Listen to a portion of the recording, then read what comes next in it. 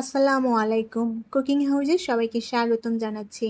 আজ আপনাদের জন্য নিয়ে এসেছি সকলের ভীষণ পছন্দের আলু দিয়ে গরুর মাংসের ঝোল। আলু দিয়ে এই গরুর মাংসের ঝোলটা খেতে অসম্ভব রকমের মজাদার এবং টেস্টি হয়। আজকের এই মাংসের ঝোলটা আমি চালের রুটির সাথে পরিবেশন করেছি। চালের রুটি দিয়ে এই গরুর মাংসের ঝোলটা খেতে খুবই ভালো লাগে। এই গরুর মাংসের ঝোলটা রুটি, পরোটা, চালের রুটি, সাদা ভাত, পোলাও, খিচুড়ি সবকিছুর সাথেই পরিবেশন করা যায়। খেতে অসম্ভব রকমের ভালো লাগে। আমি যেভাবে বাসায় সবসময় আলু দিয়ে গরুর মাংসের ঝোল রান্না করি সেই রেসিপিটাই আপনাদের সাথে শেয়ার করেছি। আশা করছি ভালো লাগবে।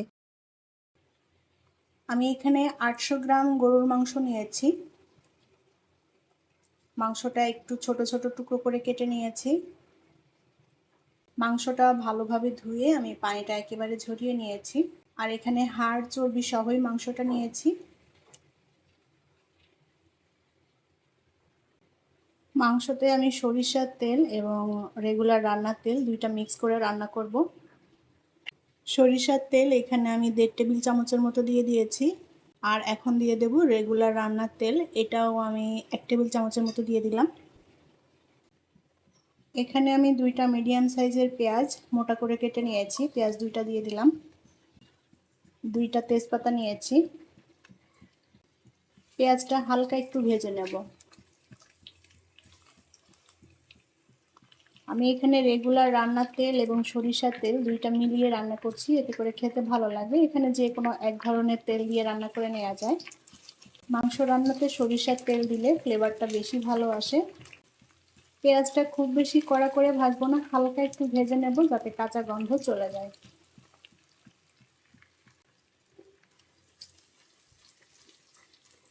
পেঁয়াজটা আমি সামান্য ভেজে নিয়েছি।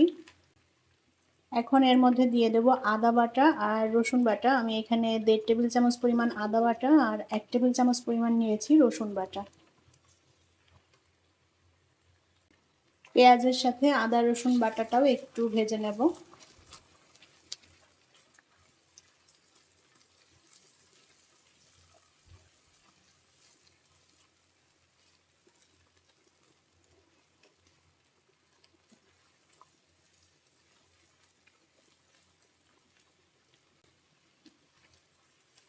পেঁয়াজ আদা রসুন ভেজে নিয়েছি।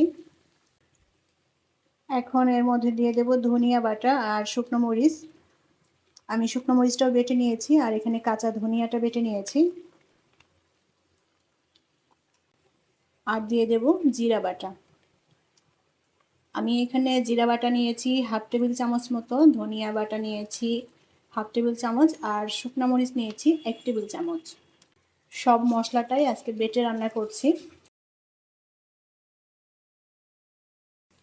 আর মশলাটা আমি খুব মিহি করে বেটে নিয়েছি। মশলাটা মিহি করে বেটে নিলে মাংসের মধ্যে মশলাটা খুব সুন্দর মতো মিশে যায়, খেতেও ভালো লাগে। অল্প আঁচে মশলাটা আবারও একটু ভেজে নেব।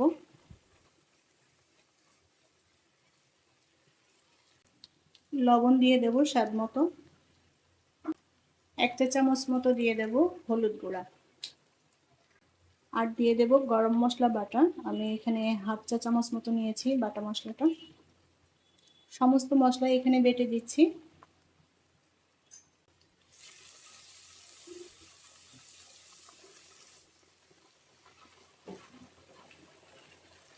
চুলার আঁচ অল্প রেখে মশলাটা ভেজে নিতে হবে যেন পুড়ে না যায়।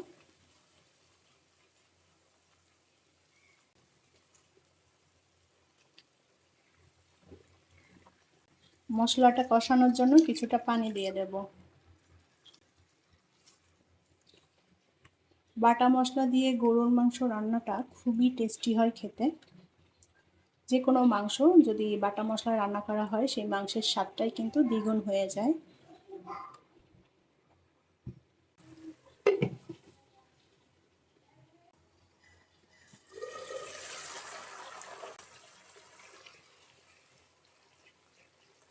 মশলাটা আমি খুব ভালো মতো কষিয়ে নিয়েছি।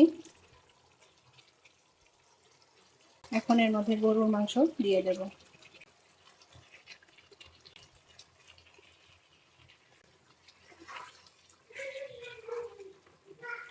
মাংসটা এখন মশলার সাথে ভালো করে কষিয়ে নিতে হবে।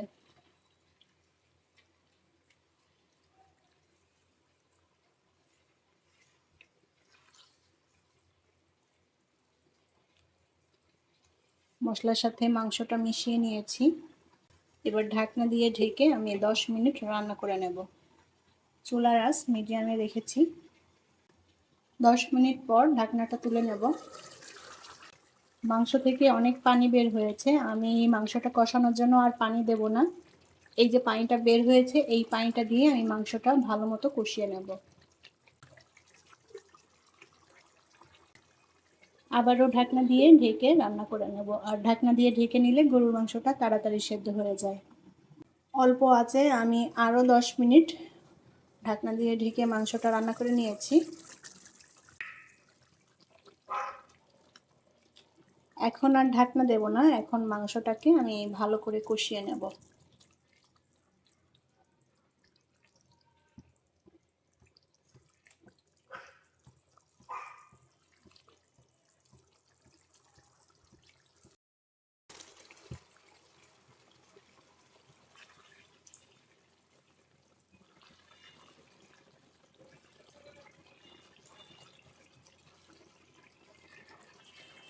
মাংসটা বেশ ভালো মতো কষিয়ে নিয়েছি।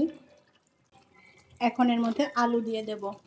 মিডিয়াম সাইজের 2টা আলু এরকম টুকরো করে কেটে নিয়েছি। একটু ছোট ছোট টুকরো করে কেটেছি, মাংসটাও ছোট ছোট টুকরো করে কাটা। আলু দিয়ে এই গরুর মাংসের ঝোলটা খেতে খুবই ভালো লাগে। সবাই ভীষণ পছন্দ করে আলু দিয়ে গরুর মাংসের ঝোল।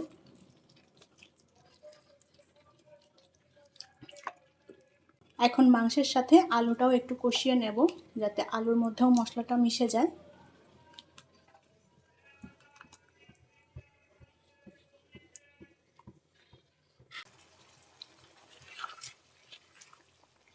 আলু এবং মাংস একসাথে আমি 5 মিনিট মতো কষিয়ে নিয়েছি।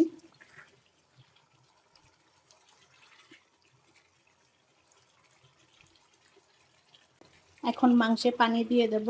আমি এখানে ফুটন্ত গরম পানি নিয়েছি। আর মাংসটা আমি একটু ঝোল ঝোল করে রান্না করব, পাতলা, কারণ এই মাংসটা আমি চালের রুটির সাথে পরিবেশন করব। চালের রুটি দিয়ে পাতলা ঝোল খেতে ভালো লাগে।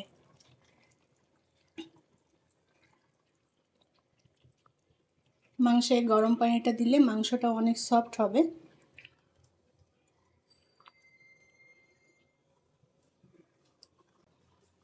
আবারও ঢাকনা দিয়ে ঢেকে আমি মাংসটা রান্না করে নেব। মাংসটা রান্না হয়ে গিয়েছে।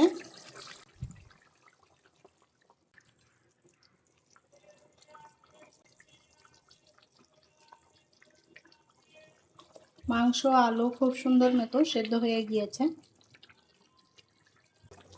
এখন দিয়ে দেবো 1 চা চামচ মতো গরম মশলার বাটা।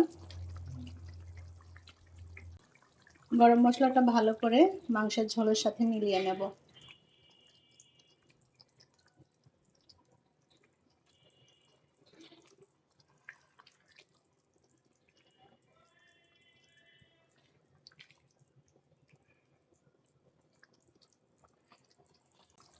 দুই মিনিটের জন্য মাংসটা একটু ঢেকে দেব।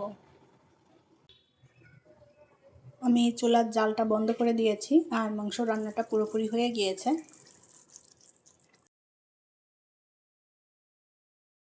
মাংসের ঝোলের কালারটা মাশাআল্লাহ অনেক সুন্দর এসেছে। বাটা মশলা দিয়ে মাংস রান্না করলে মাংসের স্বাদটাও দ্বিগুণ হয়ে যায় আর ঝোলের কালারটাও এরকম চমৎকার আসে, দেখতেও ভালো লাগে।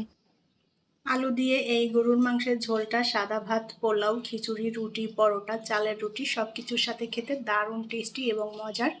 আমি যেভাবে সবসময় আলু দিয়ে গরুর মাংস রান্না করি সেই রেসিপিটাই আপনাদের সাথে শেয়ার করেছি। আশা করছি ভালো লেগেছে। যদি ভালো লেগে থাকে তাহলে প্লিজ লাইক, কমেন্ট এবং শেয়ার করবেন। পরবর্তী রেসিপি দেখার আমন্ত্রণ জানিয়ে বিদায় নিচ্ছি। আল্লাহ হাফেজ।